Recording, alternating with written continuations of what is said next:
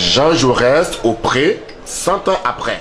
Voilà le thème de la manifestation qui s'est tenue le samedi 25 mai 2013 sur le parvis de la mairie de la commune du Pré-Saint-Gervais en France. Ils sont venus nombreux assister à la reconstitution historique d'un des discours de Jean Jaurès du 25 mai 1913, discours prononcé ici même à la mairie du Pré-Saint-Gervais. Parmi les nombreux convives, le Premier ministre français Jean-Marc Ayrault, le président de l'Assemblée nationale française Claude Barthelone, Gérard Cosme, maire du Pré-Saint-Gervais, mais aussi l'une des futures figures de la scène politique ivoirienne, Christian Vabé, président du Rassemblement du peuple de Côte d'Ivoire, alternative crédible, ex-PCI AC. On l'a bien aussi, regarde, il y a le Paris Club là. Oui.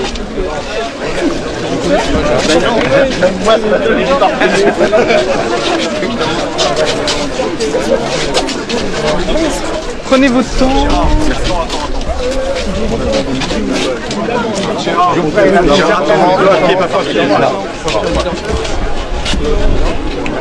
ça va?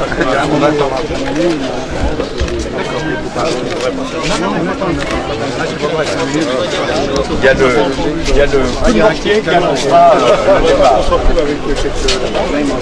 On fait qui diffuse qui veut le rôle. Oh là là!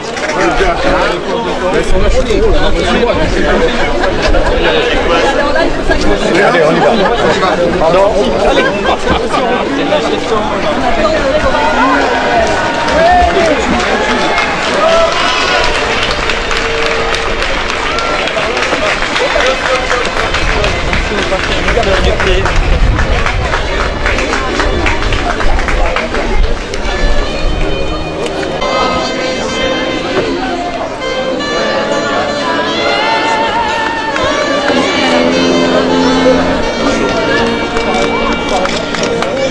Pardon?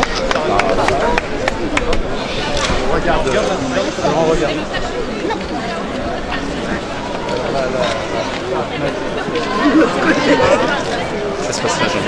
Depuis le 25 mai 1871, le peuple de gauche a pris l'habitude de se rendre au mur des Fédérés, au cimetière du Père-Lachaise, afin d'y commémorer la semaine sanglante, au cours de laquelle de nombreux communards furent exécutés. Mais le 25 mai 1913, les relations avec l'Allemagne sont déjà détériorées. La situation dans l'est des Balkans est grave. La guerre gronde. Elle est présente dans toutes les têtes. En vue de préparer l'armée française, le gouvernement prévoit de faire passer la durée du service militaire de 2 à 3 ans. Jean Jaurès, député de la SFIO et pacifiste, est résolument contre cette loi. De peur que sa venue au mur des Fédérés ne se transforme en une manifestation contre la loi des 3 ans, le préfet de Paris interdit le rassemblement. Alors, pour les socialistes, pas question de baisser les bras. Jaurès se rapproche de son ami Jean-Baptiste Sémanaz, maire du Pré-Saint-Gervais. Il y a dans la commune des terrains, et puis hors des murs, au Pré, ils seront beaucoup plus libres. En interdisant pour la première fois depuis 1880 la manifestation au mur des Fédérés, le préfet de police va servir Jaurès. Pour la première fois, non seulement se joint à la SFIO, la Fédération communiste anarchiste et les jeunes gardes révolutionnaires, mais également l'Union départementale des syndicats CGT. En effet, le 25 mai 1913, Jean Jaurès se voyant interdire la manifestation au mur des Fédérés au Père-Lachaise, organisait un rassemblement pacifiste sur la butte du Chapeau Rouge, situé alors au Pré-Saint-Gervais, devant plus de 150 000 personnes. Son but était de dénoncer la loi qui augmentait la durée du service militaire de 2 à 3 ans. Notons par ailleurs qu'après ce rassemblement, en réponse à l'invitation de son ami et maire du Pré-Saint-Gervais, Jean-Baptiste Sémanaz, Jean Jaurès se rendit à la mairie pour prononcer ce discours.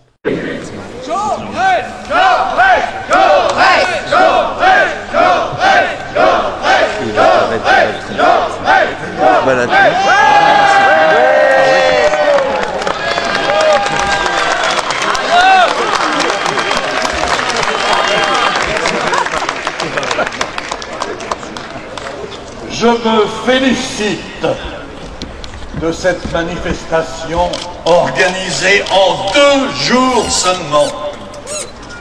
Si l'état-major peut apporter dans sa mobilisation la même sûreté, la France n'est pas en péril. Mais, malgré la joie qui emplit nos cœurs devant le magnifique spectacle d'aujourd'hui, j'aurais dans l'âme une tristesse si de là-bas où ils sont, les morts héroïques de la commune ne nous entendaient pas. Nous ne glorifierons jamais assez les victimes de la répression versaillaise.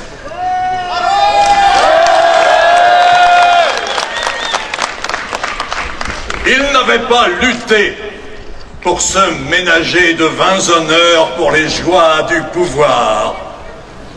Ils avaient combattu pour préparer un avenir de justice. Leur foi, leur ardeur doivent être un exemple. Car c'est cette foi, cette ardeur qui fait notre force et qui fera la force des générations nouvelles.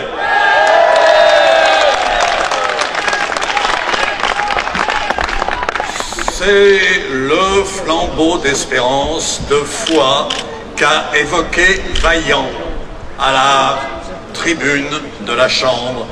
Et savez-vous ce qui est apparu lorsque nous avons eu la minorité numérique et la majorité morale? C'est que nous luttions pour la France. Que des mains incapables mèneraient à l'abattoir. Pour la République, que des adversaires sournois ou avoués cherchent à étouffer. Et savez-vous pourquoi ils nous haïssent, ils nous injurient tant?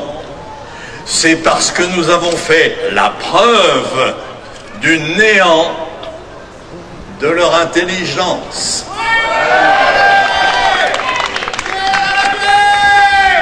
En face du Parti socialiste uni, nous avons vu un gouvernement arrogant et faible et paralysé qui, se tournant vers le Père-Lachaise et le mur des fédérés, disait « Je frappe » et vers le pré Saint-Gervais déclarait « Je permets ». Il n'avait pas confiance dans son droit. Il faudra que M. Poincaré choisisse, lui et ses gouvernements d'aujourd'hui et de demain devront sortir du marais dans lequel ils se traînent.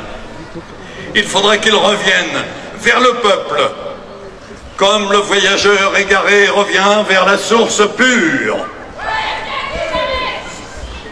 Ou bien il faudra qu'ils aillent vers la réaction déclarée. Mais je cherche quel sera le géant qui pourra tenter l'étranglement de la République. Le gouvernement et ses amis s'indignent des manifestations militaires qui se sont produites. Or, il y a 2 mois que nous publions les extraits des lettres des soldats et ils disent « Il y a donc un volcan !» Ils n'avaient donc pas vu la fumée. Ils disent encore qu'il y a un complot organisé par le Parti socialiste et par la CGT. Il paraît que socialistes et syndicalistes se sont glissés la nuit dans la chambrée et qu'ils ont dit aux soldats qui ne savaient rien de la mesure prise contre eux, protestez. Un gouvernement qui raisonne ainsi a-t-il vraiment 2 yeux par tête? Non, non, non, il n'y a pas besoin de complot. Les soldats savent le prix du temps, car ils savent le prix du travail. Vous connaissez l'impatience de ces travailleurs soldats qui attendent la libération pour aider leurs familles, subvenir aux besoins d'une vieille mère, fonder un foyer. Et quelle a été leur déception lorsque tout d'un coup on leur a dit « Vous resterez 1 an de plus dans la caserne ». Le paysan, qui sait l'inutilité de la 3e année de régiment, se disait « J'ai là-bas la terre qui n'a pas besoin de cette 3e année, mais d'1 année tous les ans. 1 année tous les ans. » Et il s'élève contre la décision qui le frappe. On veut, paraît-il, dissoudre la Confédération et le Parti socialiste. Eh oui, et la presse réactionnaire accuse le gouvernement de lâcheté s'il ne me fait pas arrêter. Nous avons pu lire dans le journal Le Gaulois « La guerre est d'essence divine. Dieu a voulu être appelé le Dieu des armées. »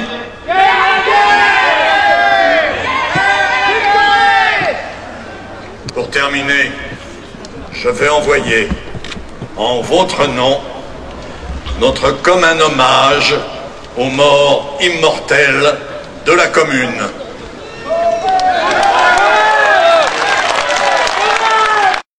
Un discours qui continue encore de marquer les esprits des contemporains et surtout des socialistes actuellement au pouvoir en France. Tour à tour, maires, députés et premiers ministres ont rendu un véritable hommage à celui qu'ils appellent le guide et dont les idées d'égalité et de fraternité ont fait de la nation française une terre de liberté. Jean Jaurès qui a marqué son temps. Jean Jaurès qui a marqué la gauche, Jean Jaurès qui a marqué la France, qui a marqué notre vie. Derrière chaque grand discours, il y a une cause.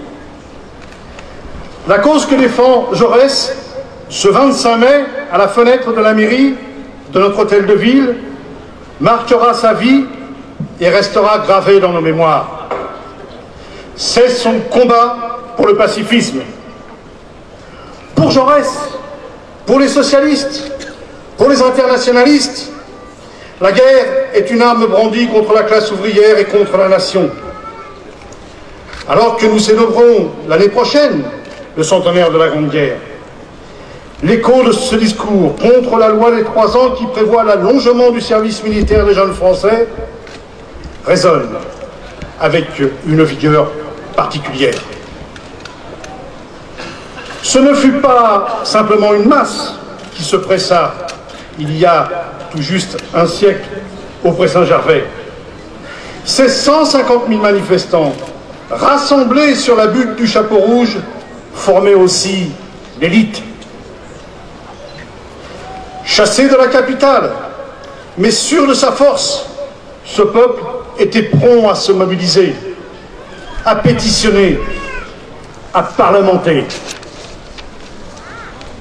Observateur du débat public et politique. Les orateurs d'alors savaient dresser une tribune avec quelques simples morceaux de voix et haranguer la foule avec la seule puissance de leur voix. D'hier et d'aujourd'hui, la banlieue est le lieu des rassemblements, des fêtes populaires. La banlieue est le symbole d'une modernité rêvée. Avec d'autres élus ici présents et que je salue, je suis aujourd'hui maire d'une de cette ville de banlieue et héritier de cette masse. Aujourd'hui, je suis fier de restituer avec vous et à travers le personnage de Jean Jaurès cet héritage. L'héritage de Jean Jaurès est immatériel. Il constitue pourtant le patrimoine commun de la gauche, celui des combats pour la République, celui des combats pour la paix et la justice sociale. Jaurès faisait partie de ces hommes qui font confiance aux hommes, qu'ils s'adressent à la Chambre des députés ou à la foule qui tapisse la banlieue rouge, Jaurès fait systématiquement le pari de l'intelligence et de la vérité.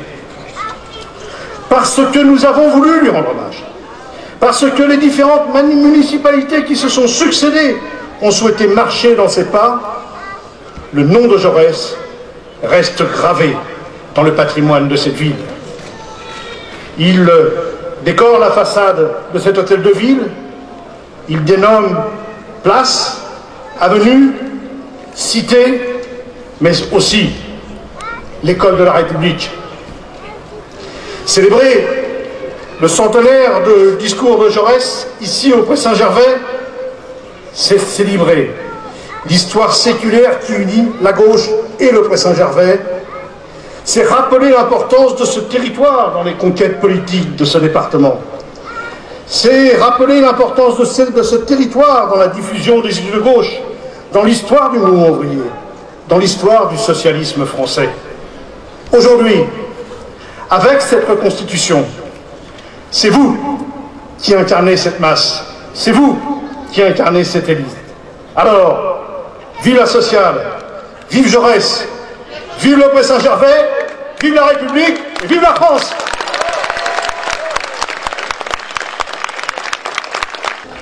Monsieur le Premier ministre, cher Jean-Marc, Monsieur le maire, cher Gérard, Madame la première adjointe, chère Martine Legrand, Monsieur le Président du Conseil général, cher Stéphane Troussel, Monsieur le conseiller général des Lilas et du Pré Saint-Gervais, vice-président du Conseil général, cher Daniel Guiraud, chers députés, sénateurs, conseillers régionaux, conseillers généraux, conseillers municipaux, chers amis, bonjour.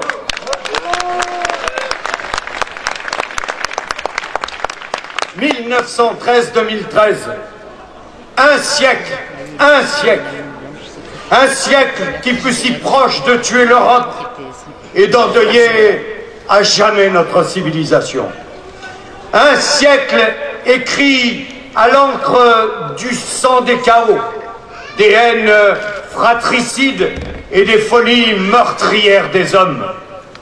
Mais un siècle aussi fait de réconciliation, de progrès et d'espoir. Ce siècle, Jaurès ne l'aura pas connu, ou si brièvement, lui qui est tombé un soir du 31 juillet 1914 sous les balles d'un dément, comme le disait alors l'un de mes prédécesseurs, Paul Deschanel, président de la Chambre des députés. Pourtant, Jaurès aura incontestablement marqué ce siècle. Il aura été cette boussole pour la gauche qui, au fil de son histoire, s'est souvent interrogée. Qu'aurait fait Jaurès? Il aura été cette lumière du pacifisme, cet éclat laïque, ce phare pour notre pays trop longtemps plongé dans l'obscurité des guerres et parfois tenté par un repli obscurantiste. Oui, Jean Jaurès, c'est la France. Et au-delà de la France, c'est l'une des grandes histoires de la pensée et de l'action de notre temps. Le 25 mai 1913, beaucoup a déjà été dit sur cette journée. Manifestation monstre en mémoire de la Commune. Regroupement populaire contre la loi des 3 ans, meeting pacifiste où se succèdent des orateurs passionnés. Le soleil brûle et même lui n'a pas voulu être absent de cette cérémonie. La foule agite des drapeaux rouges et noirs. Les vivats, les huées et les coups de clairon résonnent. Jaurès est acclamé. En arrière-plan, la ville impose sa présence. Habitation nouvelle, usine, cheminée et fumée, car il y a le lieu, votre ville, notre ville, le Pré Saint-Gervais. D'abord champêtre, le Pré Saint-Gervais fait sa mue au tournant du XXe siècle. Il devient cité industrielle. Près je fus Ville je suis, comme le dit la devise, une ville en mouvement, une ville solidaire, une ville engagée. Car ce n'est pas un hasard si les manifestants se retrouvent ici. La commune est certes, comme aujourd'hui, accueillante, et la chaleur de ses habitants, comme aujourd'hui, n'est plus à démontrer. Mais surtout, le Pré-Saint-Gervais est la première ville de ce département, qui ne s'appelait pas encore la Seine-Saint-Denis, a désigné dès 1904 un maire socialiste, Jean-Baptiste Sémanaz. Incontestablement, avec le Pré-Saint-Gervais, la banlieue commence alors à jouer un rôle important dans la mobilisation des forces de progrès. Et cette tradition s'est perpétuée au fil des décennies. Quelles que soient les époques, ici, en Seine-Saint-Denis, nous partageons la même force, la même envie, la même volonté tous ensemble. Nous avons la même ambition, la réussite de la France. Cette réussite qui veut que chaque génération passe le flambeau du progrès à la suivante. Cette réussite qui fait que les enfants doivent vivre mieux que leurs parents. Et ce n'est pas un hasard, là non plus, si après Jaurès, Léon Blum, François Mitterrand et récemment François Hollande ont arpenté les rues du Pré-Saint-Gervais. Cher Jean-Marc, je veux que tu saches à quel point nous sommes heureux avec Gérard Côme, avec Martine Legrand, l'instigatrice de cette journée, avec les élus et la population du Pré-Saint-Gervais et de la Seine-Saint-Denis, de te retrouver à ton tour au Pré-Saint-Gervais.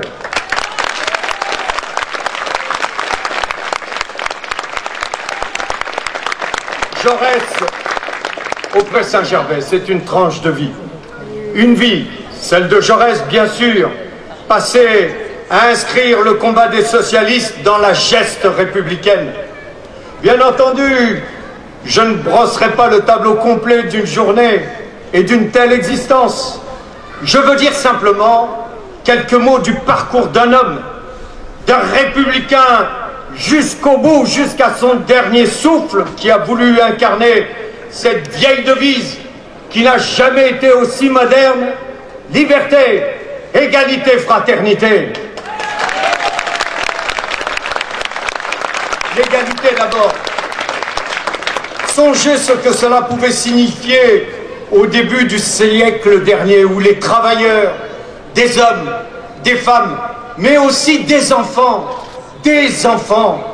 se trouvaient sans aucune protection, sans droit reconnu, sans moyens collectifs de défense. Pour Jaurès, l'égalité passait par les combats sociaux pour la reconnaissance de nouveaux droits. Journée de travail avec les 10 heures, puis revendication des 8 heures, repos hebdomadaire, retraite ouvrière et paysanne, premier projet d'assurance sociale. Il fallait élargir la démocratie politique aux dimensions économiques et sociales. Il fallait susciter chez les travailleurs une prise de conscience des conditions de leur émancipation. Et l'on voit le lien indissociable qu'il établit entre la question sociale et la question scolaire, de l'égalité à la liberté. Car l'instruction était pour Jaurès, comme elle l'est pour nous aujourd'hui, le premier droit, la première des libertés.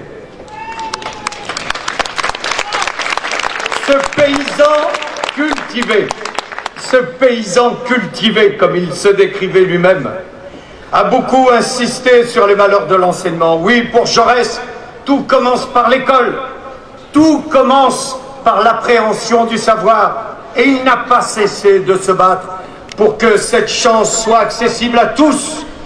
Dans ce long combat, il a mis ses pas dans ceux de Jules Ferry pour que la République se dote d'un enseignement public et laïque. Nous tous ici rassemblés mesurons bien sûr le chemin parcouru depuis Jaurès, mais il faut continuer à avancer, avancer, avancer, encore et encore, avancer pour l'école, avancer pour l'emploi, avancer pour le progrès social, avancer comme le fait la majorité parlementaire et toutes les forces de progrès autour de toi, Jean-Marc, et derrière le président de la République, François Hollande. Et pour avancer, vous en conviendrez, nous avons besoin de la force de la fraternité. Dans ce département, la Seine-Saint-Denis, de toutes les origines, couleurs et religions, nous savons ce que signifie ce beau mot de fraternité.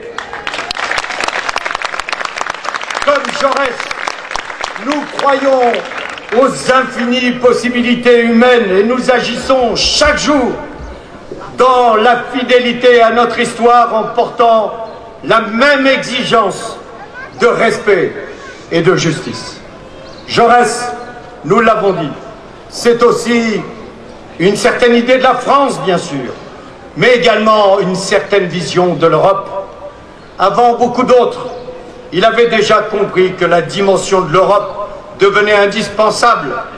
Jaurès avait su, avait vu plus que le chemin, la destination. Bien après lui, c'est une poignée d'hommes et de femmes qui ont bâti cette paix qui s'est transformée en réconciliation, cette réconciliation en amitié et cette amitié en communauté de destin. Cette nouvelle Europe, nous en sommes aujourd'hui les dépositaires et cela nous oblige.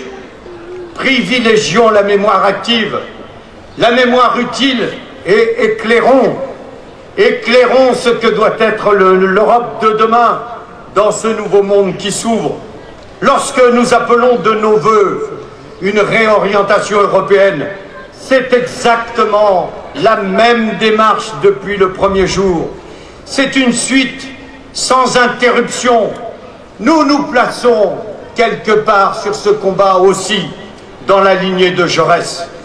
Oui, faisons valoir les vertus de notre modèle en Europe et n'ayons pas à en rougir.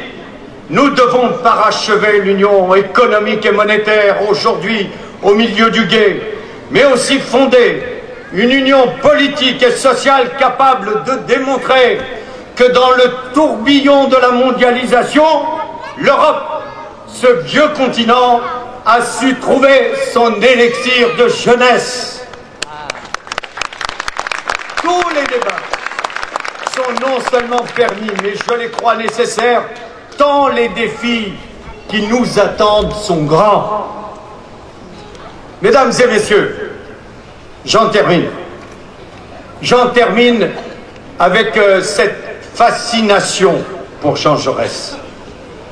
Il y a une fascination Jaurès.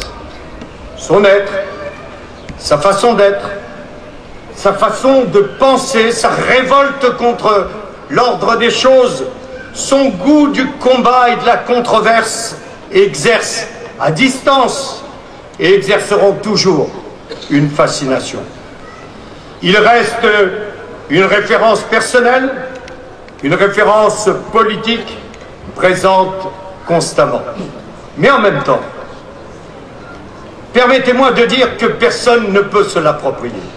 Parce que c'est trop différent. L'extraordinaire parcours de Jean Jaurès s'est développé dans un monde qui n'a plus aucun rapport avec celui dans lequel nous sommes. Le monde a trop changé. L'Europe a trop changé. La France n'est plus la même. La gauche n'est plus la même. La politique n'est plus la même. Les comportements ne sont plus les mêmes. On ne peut pas transposer. Alors n'oublions pas. N'oublions pas, nous qui sommes ces héritiers directs ou indirects, nous qui voulons prolonger, rebondir, recréer à partir de lui dans les étapes suivantes que nous allons écrire, n'oublions pas qu'il ne nous appartient pas. Nous ne sommes pas propriétaires de Jean Jaurès. C'est, certes, l'un des grands créateurs de la gauche et du Parti socialiste, mais c'est avant tout l'héritage de la France un visage de la France. Fermez les yeux un court instant. Jaurès est là, coiffé d'un melon, l'habit en bataille, véritablement suspendu sur cette butte du chapeau rouge. Il harangue, il crie, s'enflamme épérant. Jaurès, c'est cette tête puissante, cette barbe fluviale, ce teint fleuri, c'est ce corps ramassé, cette corpulence acquise par péché de gourmandise et ses bras toujours en mouvement. Il y a quelque chose de Gambetta dans ce physique. Il y a la puissance de Danton dans cette gestuelle. Tout en lui sert son éloquence. Et puis il y a cette voix que l'on imagine, cette voix que l'on entend, cette voix, la voix des travailleurs, la voix pour la paix. Cette voix, on la devine, une voix enrayée puis emportée, une voix sincère qu'il faut aller chercher au fond de soi, à se fendre les cordes vocales pour transmettre, transmettre, transmettre et toujours transmettre. Transmettre au plus grand nombre, avec toujours la même précision, la même verve.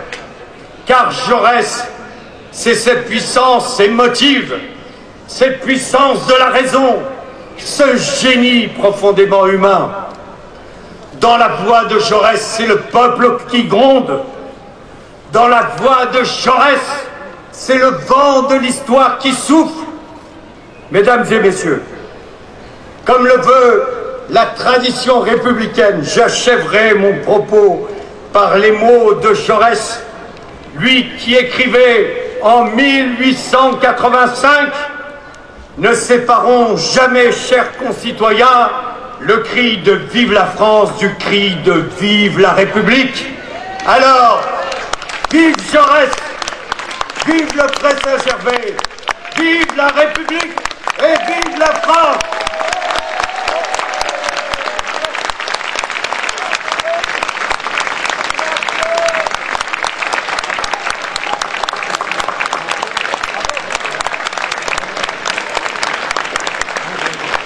Monsieur le maire, cher Gérard, Monsieur le président de l'Assemblée nationale, mon cher Claude, Monsieur le président du Conseil général, cher Stéphane, Madame la première adjointe, Martine Legrand, qui est aussi l'organisatrice de cette manifestation, que je voudrais remercier, Mesdames, Messieurs Monsieur le conseiller général, Mesdames et Messieurs les parlementaires, députés et sénateurs élus de toute la circonscription et aussi du département et de la région. Mesdames, Messieurs et chers amis, je voudrais d'abord vous dire que j'ai été très ému lorsque j'ai reçu l'invitation de Gérard et de Claude pour cette rencontre amicale et fraternelle autour du souvenir, de la mémoire du grand Jaurès. J'ai été ému parce que quand on est engagé, quand on est en poste de responsabilité, quel que soit le niveau de la responsabilité, si on veut donner un sens, une profondeur, une perspective à son engagement, c'est nécessaire, parce que sinon, c'est l'action au jour le jour. Il faut de la cohérence, il faut du sens. Eh bien, en ce qui me concerne, mais je crois que c'est assez banal de le dire, c'est sûrement vrai de beaucoup d'autres socialistes ou d'autres hommes et femmes de gauche engagés, quelle que soit leur responsabilité, vient souvent ce désir d'aller puiser dans la pensée de Jaurès, d'aller puiser dans l'engagement, dans les combats, dans la figure de Jaurès et de ce que cela représente comme courage, comme beauté, comme authenticité, mais aussi comme fidélité. Alors, lorsque j'ai reçu cette invitation, je n'ai même pas regardé quel était mon emploi du temps. J'ai répondu spontanément, oui, je serai là avec vous pour cette fête de la fidélité, cette fête de la fraternité et cette fête aussi de la continuité du combat qui a fait qu'il y a maintenant 100 ans des hommes et des femmes se sont rassemblés ici pour la paix, pour la justice et pour la fraternité.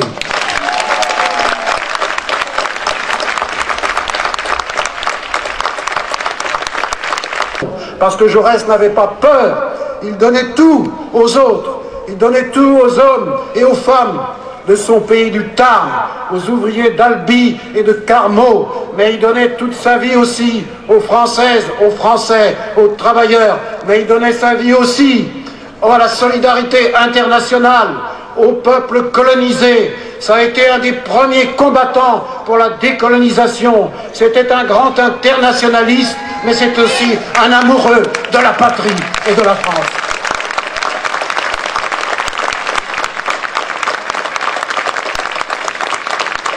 Il y a quelques jours, avec le président François Hollande, j'ai participé à une réunion avec le ministre de la Défense et les anciens combattants pour préparer la commémoration du 100e anniversaire du début de la Première Guerre mondiale.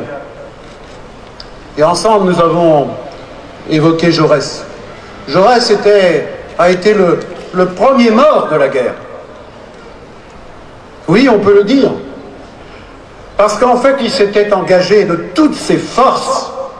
Et cette manifestation du 25 mai 1913 contre l'allongement de la durée du service militaire de 2 à 3 ans, c'était avant tout une bataille pour la paix, une mobilisation contre la guerre, parce que Jaurès, qui était suffisamment lucide et visionnaire, sentait que le risque de guerre montait. Et il savait, lui, comme tous ceux qui étaient avec lui ce jour-là, que la guerre serait terrible pour les peuples d'Europe, qu'elle serait terrible pour le peuple français, et d'abord pour ces travailleurs qui représenteraient les centaines de milliers, le million de militaires qui iraient au combat, que ça serait une tragédie pour eux, mais que ça serait aussi une tragédie pour le peuple allemand, pour ses ouvriers et ses paysans. Et c'est avec eux qu'il avait tout fait pour empêcher que là, le réarmement s'organise, que la guerre se prépare. Et pourtant, malheureusement, il a échoué. Et il a échoué, et il a payé de sa vie. Il est tombé sous les balles comme tu as dit tout à l'heure, d'un dément.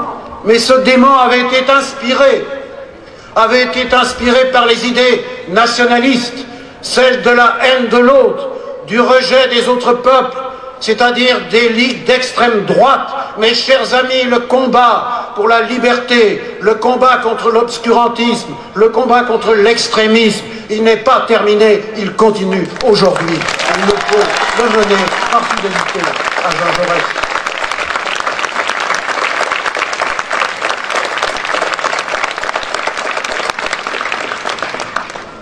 Nous allons commémorer cette Première Guerre mondiale et ces millions de victimes. Nous penserons bien sûr à ceux qui, après la fin de la Première Guerre mondiale, avaient voulu tout faire pour empêcher que ça recommence avec la Société des Nations. Et pourtant, là encore, malgré leur bonne volonté, de part et d'autre du Rhin, ils ont échoué. Et est venue la Seconde Guerre mondiale, la plus grande tragédie de l'histoire. La Shoah, le nazisme, le fascisme, partout, né, qui a prospéré après la grande crise de 1929. Eh bien, après cette Seconde Guerre mondiale, ceux qui se sont mobilisés, c'est d'abord ceux qui avaient combattu pour la paix, qui avaient combattu contre le nazisme et le fascisme, qui se sont dit, cette fois-ci, il faut tout faire pour que l'Europe s'arrime durablement à la paix. Eh bien, l'héritage de Jaurès, le vrai héritage de Jaurès, c'est nous qui l'avons aujourd'hui en main. La paix existe en Europe, elle est consolidée et elle va durer, j'en suis sûr, mais le rêve européen, l'aspiration à une Europe économique, à une Europe sociale, à une Europe de la justice sociale, à une Europe qui porte un projet de civilisation, eh bien ce combat n'est pas achevé, ce combat c'est le nôtre, il faut le reprendre avec toute la force et la vigueur qu'a lancé par ses propositions le président de la République la semaine dernière, François Hollande. C'est notre combat, c'est notre fidélité à Jean Jaurès.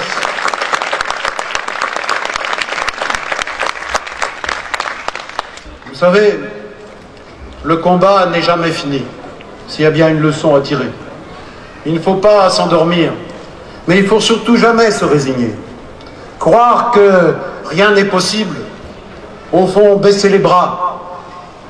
Le gouvernement que je dirige est sous l'autorité du président de la République que vous avez élu le 6 mai, il y a maintenant plus d'1 an.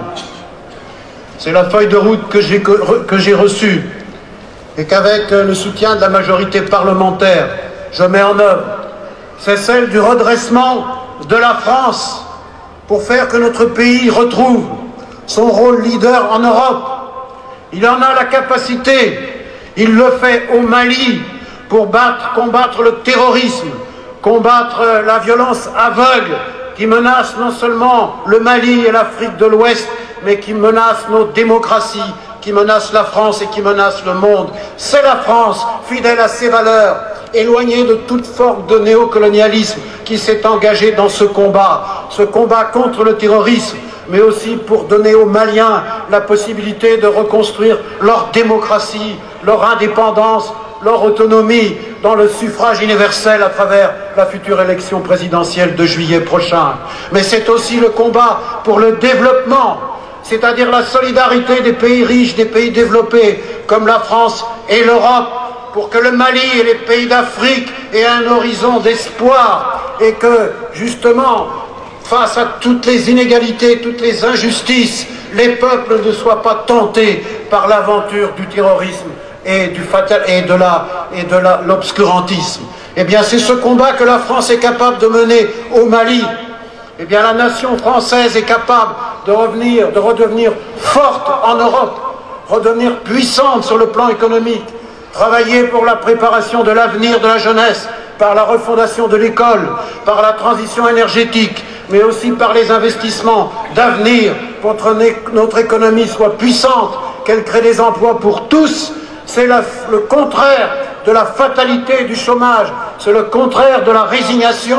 Eh bien, c'est le combat qu'avec mon gouvernement je mène, tout en réformant notre système social, non pas pour le détruire, mais pour le sauver et continuer à le faire vivre. Ça aussi, c'est l'héritage de Jean Jaurès.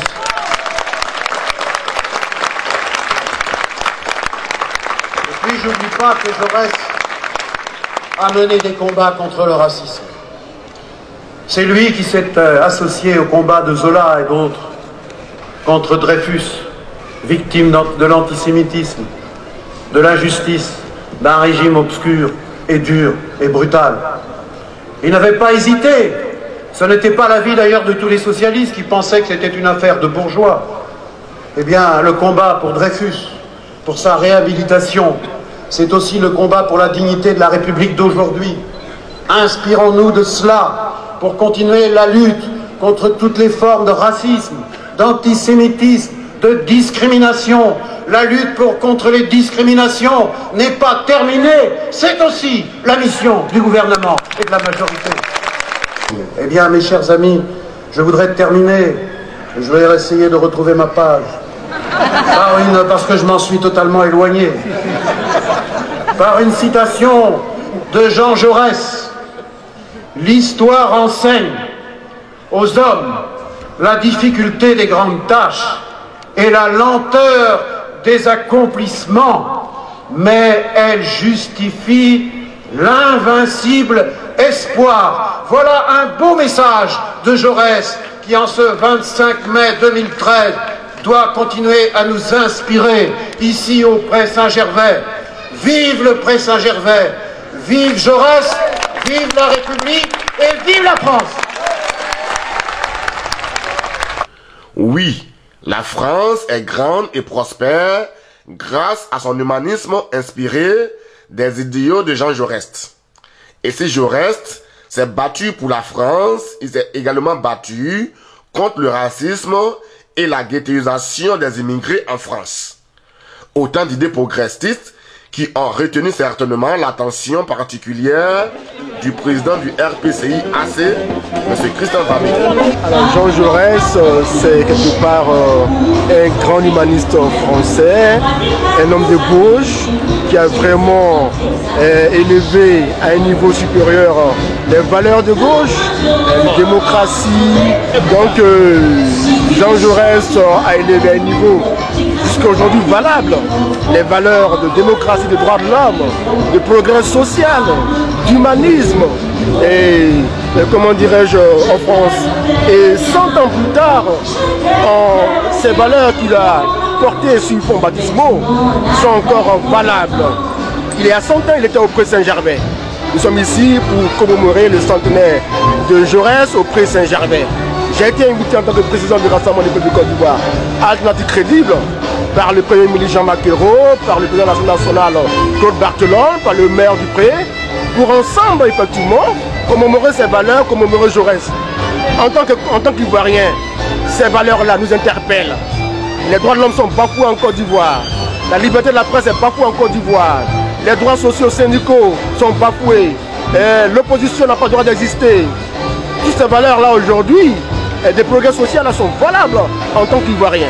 Aujourd'hui, c'est un message qui me parle et qui parle au peuple ivoirien. Et en tant que président de l'Assemblée de Côte d'Ivoire, j'ai une fierté aujourd'hui d'être là pour encore me nourrir de ces valeurs-là, de ces discours des amis comme Jean-Marc Ayrault, de Claude Barthelon. Et donc voilà, j'ai trouvé une fierté particulière à être là. Il faut rappeler que cette journée d'hommage à Jean Jaurès s'inscrit dans le cadre de l'année des patrimoines en France.